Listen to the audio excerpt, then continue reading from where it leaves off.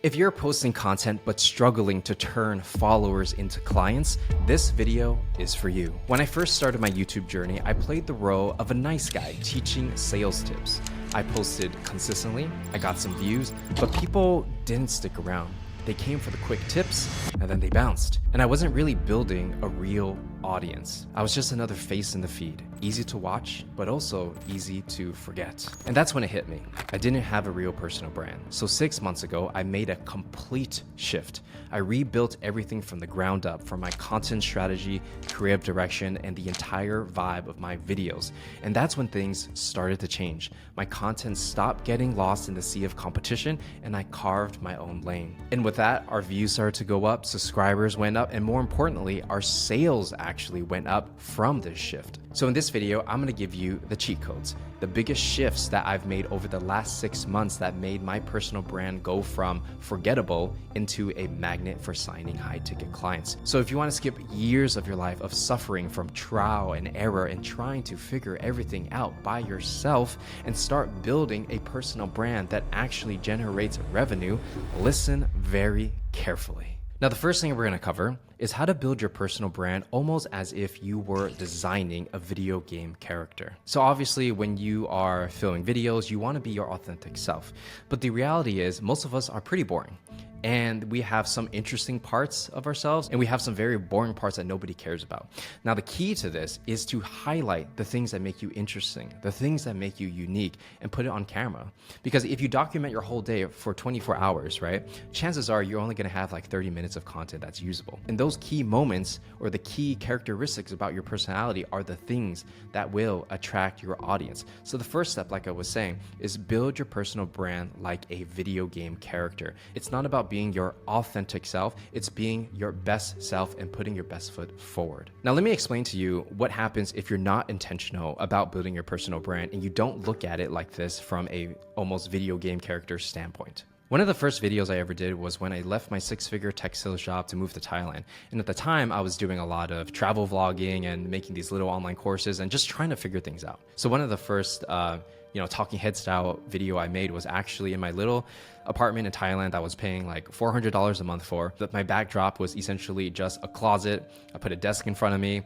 And then I didn't even have a tripod at the time, so I just used a refrigerator. I literally unplugged the refrigerator, moved it into the middle of the room, and put my point and shoot camera on top of it and used it as a tripod. As you can see from this image, it wasn't as if I was very thoughtful in my personality. I mean, if you look at my hair, is that the hair of someone that you trust and respect in the first 5 seconds of looking at that person? Probably not, but at the time I thought it was cool. And I guess my overall look, it's okay. But it isn't anything special, it's not memorable, and it's just not that strong. And so even when I made my first YouTube video, I mean, this was literally the first YouTube video, same hairstyle, same kind of look. And then I tried to become a little bit better and trying to, make the lighting better and all these things, but still, it's just an okay face, it's an okay personality, but it's nothing that actually stands out. Sure, it got me views in the beginning, right? And it did actually work, and I did get subscribers after, posting videos for a whole year and getting like 30 views each video. But then that was just more grit and endurance and just doing it for a long period of time. But off the bat, my personality and my personal brand at this time wasn't really thought out. I wasn't creating a character that was actually attractive. And more importantly, especially when you're creating YouTube content, a lot of times people aspire to be like the creators they watch. So if you look at this person, my old version of myself, it's not necessarily someone aspires to be like. And that was the problem, right? So they would come for the tips. They would come for the how to sell anything kind of videos, right? Sell me this pen, or, the 5 top interview questions for your tech sales interview, which was basically my niche at the time, tech sales. But they weren't really sticking around. And that was the problem. Subscribers would come in and they would stop watching videos because they weren't invested in my journey. They didn't care if I became more successful or not. It was just like coming in just to learn something and leaving. And in this day and age, if you don't have a personality that people can buy into, it's kind of like, why would they even watch you? Why not just go to ChatGPT and just get all the answers, right? So if you want to be a personality that stands out, a lot of times the messenger is just as important as the message, especially if the message nowadays can be found on ChatGPT and you can get the greatest experts to give you perfect answers. But it's not about that. It's learning from someone that you trust and respect and also want to be like. And that's why we follow people, because we, in some subconscious psychological way want to be like them, or we see ourselves in them. And one thing I want to reiterate is that it's not about being fake. It's not about being a character or somebody you're not. It's about putting your best foot forward.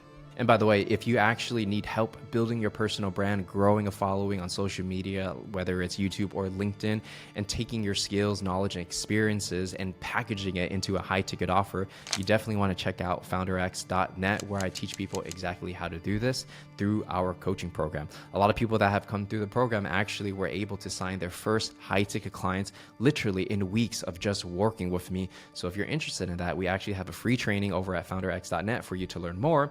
But if you want to jump the line and just talk to me or one of my teammates directly, you can actually book a call there. Back in the days, I didn't really have a personal brand. I didn't think about how to create this brand. But 6 months ago, I basically audited my YouTube channel and I thought to myself, okay, in this market, it's getting more competitive. A lot of people are teaching something similar to what I'm teaching. So what am I going to do? And so 6 months ago, I sat down with my team and we came up with a strategy in order for, I guess, the Patrick Dang brand to differentiate itself from everybody else. And so I'm going to share with you some of these secrets and give you some of the sauce. So the first step I took to rebuild my brand was creating a vision board. Now, this sounds pretty basic at first, but a lot of times, most things in life are actually basic. It's just hard to do and execute. So what you want to do with a vision board is this. You want to ask yourself very deep questions to understand, who are you? Like, who is Patrick Dang really? What do I really stand for? What do I believe? What do I want to do? And how do I want to help people? If you don't have an answer to these questions, then there's no reason for why somebody should follow you, right? Because what is your mission? What is your vision? Why should I follow you? Why should I spend my valuable time watching your content? And also, when people do watch you, what do they feel when they watch you? Because at the end of the day, we all make decisions emotionally. It's not a logical thing, especially if you're creating content that's very aspirational. So what is my goal? My goal is to inspire others, because when I was younger, I was a loser. I was like this young, quiet kid that was too afraid to share who I was on the inside. And then that led me to a life of misery. But because other people inspired me and they passed some knowledge to me back in the day, it really changed my life. I want to do the same thing for others. So internally and with the team, that's what motivates us, is to inspire others. Now, how do we, push this out into the world? Well, I know for a lot of people, they want to quit their 9-to-5 and start their own business. They want to build their personal brand. They want to create content. They want to sell their high ticket offers. And these are all things that kind of fall into my wheelhouse, whether it's content, marketing, and sales. So I can help other people and inspire them to show them that they're more capable than they thought they actually were, and teach them all the tools that they need and skills in order for them to create really good content, build their personal brands, and sell whatever product and services they want to push, right? And so if they're able to do these things and make a full-time online income, that completely changes their life. And I know I did for me when I quit my 6-figure job to basically build my own thing. And so I want to do that for others, right? And so that is the mission, that is the driven. So everything that we do, all the content pieces we put out, all the messaging and the scripts that we write, it all focuses towards that goal, to help inspire others become a better version of themselves. So for you, when you're taking these lessons and applying it to your content, do you even have a mission? Do you have a vision? Are you the leader of your movement that people can actually follow confidently? And if not, that is why you don't get views. It's not about having a magic, thumbnail or title or script. It's first having a vision of what you actually want to do and how you bring value to the world. And one important thing that I touched on earlier, especially if you're selling anything B2C, for example, selling to everyday regular people, right? Not necessarily to businesses, is that you need to create content where you position yourself as someone people aspire to be like. If nobody wants to be like you, no one's going to watch you and no one's going to buy anything from you. And so for me, I sell coaching and I also buy other people's coaching programs because I'm in the mindset of I want to learn from other people, right? Everyone has different experiences. And one decision-making process I have when I decide to spend thousands of dollars in someone's coaching program is, do I want to be like them? So, let's say I want to learn internet marketing, right? There's a lot of internet marketers out there who are really good at what they do and they're making a lot of money.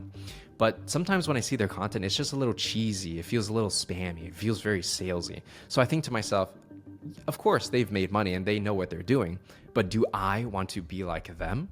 If the answer is no, I'm not buying. As you craft your personal brand and your messaging and how you put yourself out into the world, you need to really think about, are you actually somebody people aspire to become? Because if not, they will not watch, they will not subscribe. It's a hard pill to swallow, but that is reality, right? You have to look into the mirror to see where you really stand in society. So let's get into some popular examples of really powerful personal brands that have made an impact on society.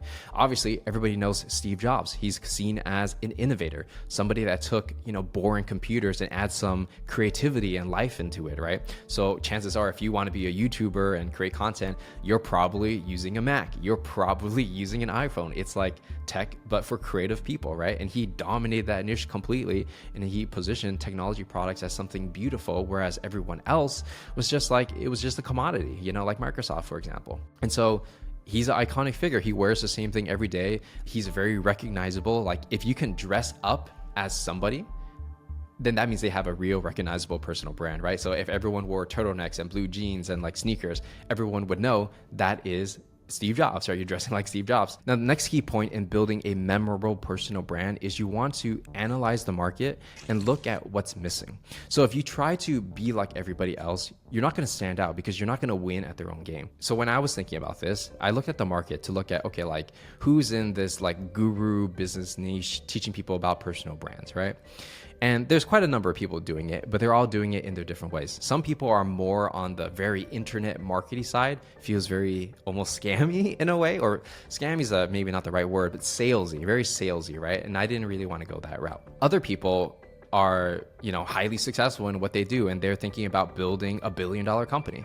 And so when I look at that, I'm like, well, the average person cannot relate to someone going for a bill because they're trying to make their first $1,000 online. So I looked at the market and I try to see, okay, like what's missing? Where can I fill this gap? So the gap I personally found was just being authentic. It sounds crazy, right? But it's so obvious because everyone's trying to flash like revenue numbers and this and that, and trying to make it look like they're like super successful, right? It sometimes feels kind of fake, and it could be real, but you never know. And then other people are just so successful, it's out of reach. So then what's the best positioning for me? It's like having some level of success, but almost feeling like you're a friend. Like, hey, I just did it and you can do it too. Let me show you how. And because of that relatability factor, for the most part, when people, purchase the Founder X program, that's what they feel. And I know it because when I'm on the sales calls, I can feel it and they say it with their own words. And so that's a little pocket that I carved for myself. And over time, the market will change. People will copy me. Then authenticity will be more common, right? But for now, that's a unique advantage that I'm kind of taking advantage of just keeping it real. Now, if you're moving away from, let's say, the guru stuff and like, teaching information online, let's use other examples outside of education to give you a more holistic view of things. So I'm going to use Blackpink, for example, okay? Now, Blackpink is one of the most popular girl groups in K-pop, right? And they're like internationally known. For a lot of young people, you probably know who they are. Now, for Blackpink, they really have an image of being a girl boss, right? So it's like, if you listen to their songs, it's about like, I make my own money and all that kind of stuff. So it does appeal to a certain type of demographic of like other girl bosses who want to be like them. Makes sense. Women empowerment, like these days, is a very powerful, it's a very popular topic and trend, and a lot of people aspire to make their own money and be like Blackpink, right? Now, this other group that became recently really popular, actually, and just came out of nowhere, they're called New Jeans, and I think they rebranded to NJS. So they took a whole opposite approach, and instead of being the girl bosses and I make my own money, they went more softer, more cute, more girl next door kind of look. A lot of 90s aesthetics and references, right? Very soft and very dreamy, right? And so if you put these two groups together, yes, they compete. They're both girl groups in K-pop, but because their personalities as a group, that whether it might be manufactured, it might not be, I don't know. But my guess is it is manufactured, right? They compete in different ways and they attract different people, and they'll have different super fans because of the differences in their personality. So in entertainment, in a space where, it's like, entertainment's kind of commoditized, so you have to do these crazy things to be different. This is what they thought would be good. And so if you take those lessons and apply it into niches that are not as competitive, like education, for example, you can find these gaps in the market from a personality perspective. So if everyone's trying to be more like alpha male, for example, you could be more stoic or more chill, right? Now, if everyone's more stoic and they're monk mode, ghost mode, they're always grinding all the time, you could take the other approach of like, hey, like instead of working harder, why not work smarter? And that will attract a whole different type of person. No matter what market you're in, there's always a way to basically do the opposite of what's popular, and it always cycles. One day girl bosses are in, next thing you know, then it may not be cool anymore. It's possible, right? And so, identify those gaps in the market to see where you can like fill in that void very quickly and just become that number one person known for that thing. Now we're going to move into the next topic in building a powerful personal brand, and that is one of my favorites, which is creative direction. Now I'm going to show you a way of looking at personal branding that most people are not going to teach, especially in the business world and people that sell more sales and marketing type of stuff. Now this comes from my experience actually working in the anime industry, where I actually used to do a lot of creative direction, creating characters, creating vibes. And what I've learned from that experience is that a lot of people actually buy stuff just based on the feeling. When something's cool or, an anime girl's hot or whatever it is, they just like, oh, wow, that looks really cool, buying. That it's just like very impulsive decision making, right? And so I've learned from that experience, especially for consumer type of sales, the key lesson I've learned from doing creative direction for, anime and things like that, and this also applies to gaming and skins as well. If you ever play like, Valorant or Counter-Strike or Dota or League of Legends, right? People buy the skins. It's that people are going to make these decisions very compulsively, and they're going to just make a quick decision based on emotions of whether they like it or not. So I've learned that one of the best ways to get people to buy is just to create the feeling of, wow, it's really cool, I'm going to buy it, right? And this even actually works for high ticket sales, believe it or not, if you're selling to business to consumer, right? It doesn't work as well for business to business because businesses are more logical a little bit when it comes to decision making. But when it comes to selling a coaching program, a fitness program, a relationship program, these strategies definitely do work. So I've analyzed a lot of the personal brands that are really popular right now, especially in the business niche. And what I found is that a lot of people model their personalities and their aesthetic and whole creative direction vibe from fictional characters, actually. So you shouldn't actually look at other gurus to see what they're doing and copy them. You should look at iconic movies, iconic video games, iconic characters, and see what characteristics are so attractive. And also look at these characteristics and see how they are also copied in different movies, right? So for example, a lot of people right now are using the James Bond kind of look, whether they want to admit it or not. So it's like very clean. It's very like old money. It's very like a lot of suits, button ups, very cool, calm, collected, just got everything in control. Like a lot of people do try to create this image in their personal brand. And it is an image because every single popular person in the personal brand space that you see on YouTube that's talking about business, 100% they think about their personal brand. There's no, it just naturally comes to me. They're all conscious of it. They dress a certain way. They speak a certain way because they're trying to create an entire mood to get you to believe something about them in order for them to sell whatever it is that they're pushing. Now, some key questions that you need to ask when it comes to doing creative direction for your personal brand is, who are you taking inspiration from? So who are these key iconic figures, right? Whether it's James Bond, someone you admire, Steve Jobs, it could be a fictional person, it could be a living person, it could be a dead person. It doesn't really matter as long as there's like these iconic characteristics that you want to take. Now, I'm not saying you have to be that character. We're not cosplaying.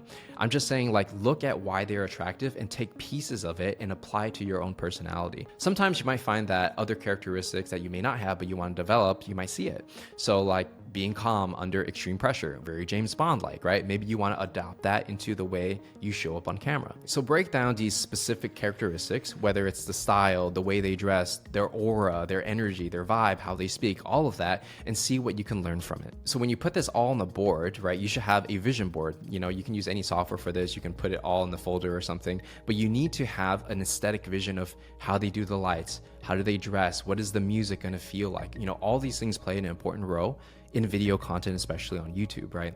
So for me, a lot of times in the Founder X program, I'll look at someone's YouTube channel and they're trying to grow, but they're not getting many views. And a lot of times when I click on their video, they're like, yo, Patrick, check it out. Like, what do you think?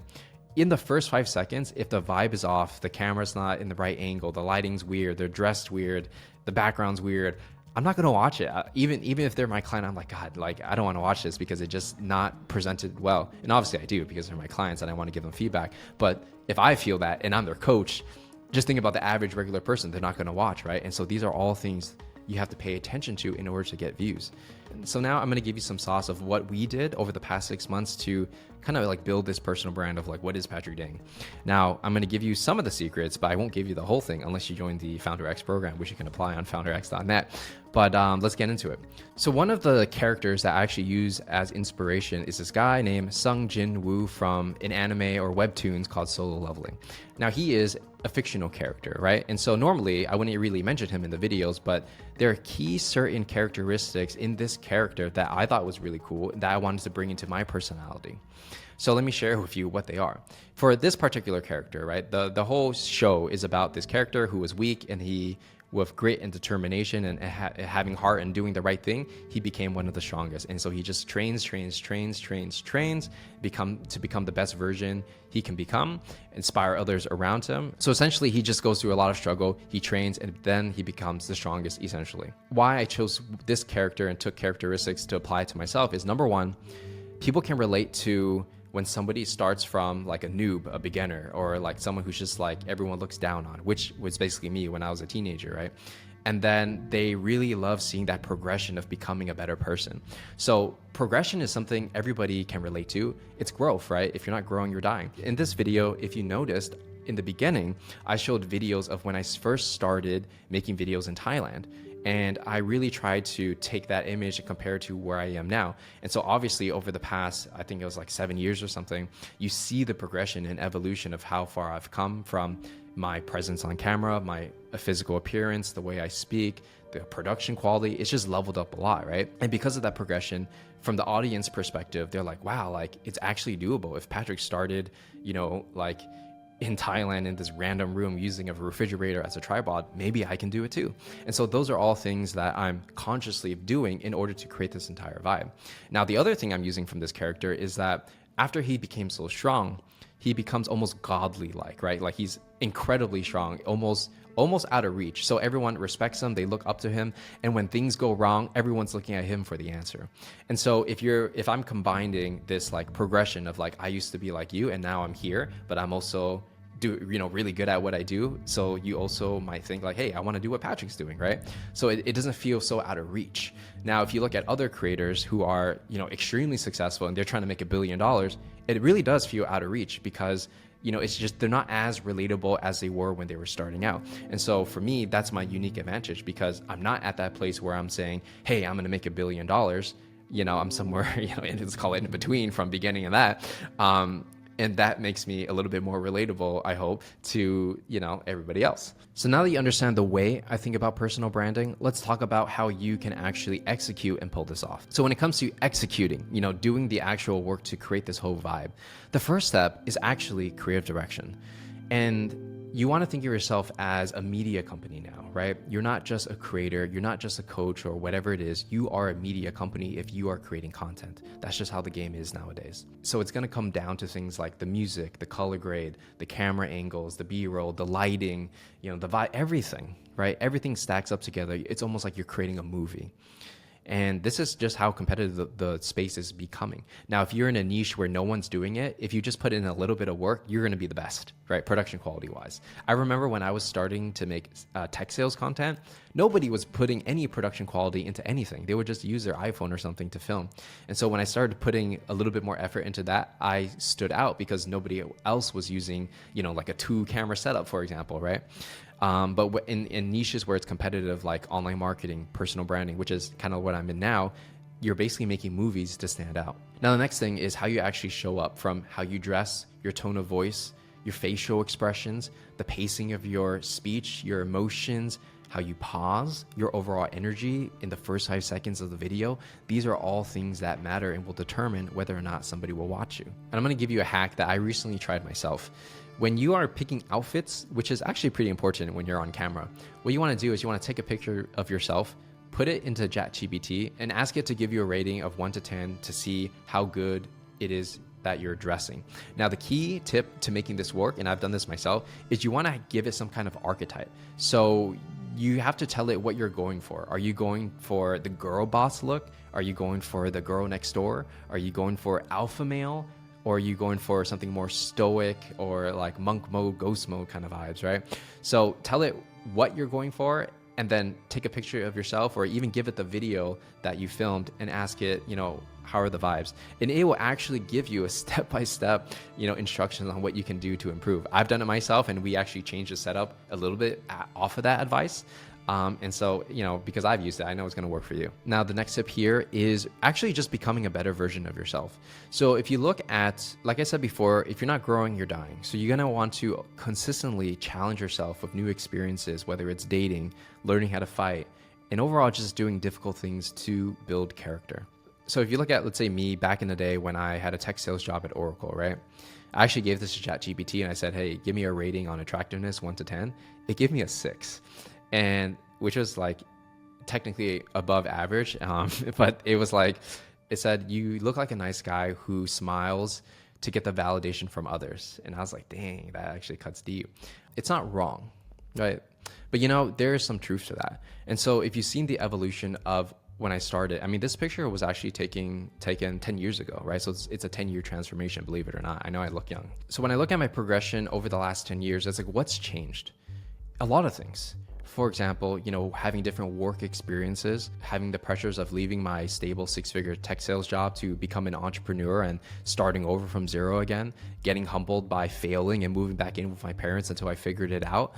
All these challenges actually made me who I am. A lot of failures. And even when it comes to dating as well, dating different people, getting burned, getting heartbroken, finding love again, getting heartbroken again, like all of these experiences build up your character. And one of the things that helped me a lot over the past 6 months, and this is when I actually did the rebrand, was when I started learning how to fight, boxing specifically.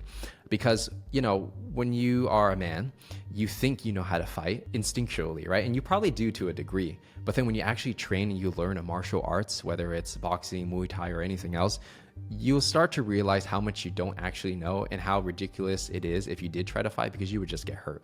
And so like being humbled in the boxing ring, for example, is something that teaches you, or taught me at least, a lot of character, and also taught me that, hey, like I'm not going to be the best in a room all the time, and I'm usually not. Just going through that experience just changed me as a person. And also learning how to fight also built the confidence, because now I know I can fight in certain situations. I can beat certain people. Other people I'm going to lose for sure. I'm not going to fight at all, right? And just knowing these things is very primal and instinctual. But at the same time, we're all animals at the end of the day. And we do judge people based on our subconscious, right? So these are all things that actually make a big difference, right? Like fighting, for example, or playing sports or lifting weights. It's going to change the way you move. It's going to change the way you speak. And it's going to change the way you carry yourself, 100%. When I was a gamer and I was just playing video games, Dota specifically, like 10 hours a day, I had a hunchback and just like gaming all day, I show up very differently. It's no surprise that girls didn't like me back then, right? Because I wasn't an attractive person. I wasn't doing anything that progressed myself in a competitive world. And I know a lot of gamers might, say negative things about this, but for a lot of people, what I observed as someone who was, chronically addicted to video games in the past, a lot of people do it because they get lost in this fantasy, because real life gets too hard. And so it's easier to level up in the game because there's progression, and it's designed to make you feel that way and release dopamine to have you to dedicate your life to it and continue. Whereas if you apply the same skill set, but in real life, you would probably get extremely far too. But because life is difficult, you don't get that quickness of dopamine hit. You don't get that, instant win. Sometimes you have to do things for a long time and get hurt and learn a lot of lessons along the way until you get the reward. And sometimes the reward, you won't feel anything after, especially in entrepreneurship. That's what it is. And so if you do things that actually progress you as a human being, you will be naturally more attractive on camera. You will be, just a more insightful person that people want to listen to. But if you haven't done anything with your life, you're not putting yourself in difficult situations to actually learn and grow, then why would you expect people to listen to you? That's just ego at that point of like, hey, I got a story to tell. Everybody listen to me. But maybe your story's not good enough. And maybe you haven't been through enough to actually start teaching. Now, the next thing I'm going to share with you is going to be incredibly important. Now, there's a lot of creative people out there who are broke, right? They make these videos, it gets views, but they can't make money. A lot of starving artists out there in the world, right? And here's the thing. I'm talking a lot about creative direction, but I want to share with you this important lesson. Creative direction is useless unless you have a goal. When I used to do a lot of creative direction in anime, what is the goal? It's to sell product, right? So I'm not being creative to express myself or just to create art. It's the difference between art and design. Art is just an expression of oneself. Design is actually kind of like creating something with the intent for someone to do or take a certain action, right? So when I do creative direction for anime, I want people excited, hyped, I want them to buy. Similar to if I make a video, right? I want people to sign up for a free training, check out founderx.net, get inspired to build their personal brand. You know, I do this with an intent. Of course, it is to help. Not everyone's going to take me up on the offer, but certain people that actually are serious about building their personal brands will take the next step and join the program, right? It's a numbers game at that point. So you want to find the intersection between creative and commerce. If you're just creative alone, it doesn't pay the bills and you're going to starve and it's not going to be fun. You're going to quit eventually. If you focus so much on making money and you're just like pushing and selling, you're just going to be like every other internet salesperson on the internet. No one's going to watch you because they've seen it before.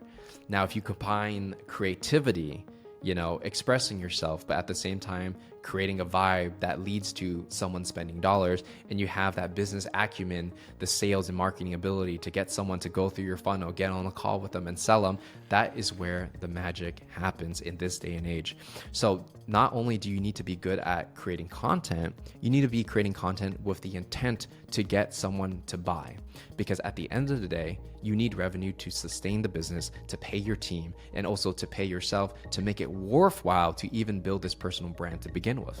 And so if you made it this far, probably you're pretty serious about building your personal brand, which is why I invite you to apply and book a call on founderx.net. You'll either be talking directly with me or one of my expert advisors to see if the program's right for you, to see what your goals are, what kind of personal brand you want to build, and ultimately see if it makes sense to work together. So founderx.net is the place you want to go to check that out. And the last thing I'll leave you with is this.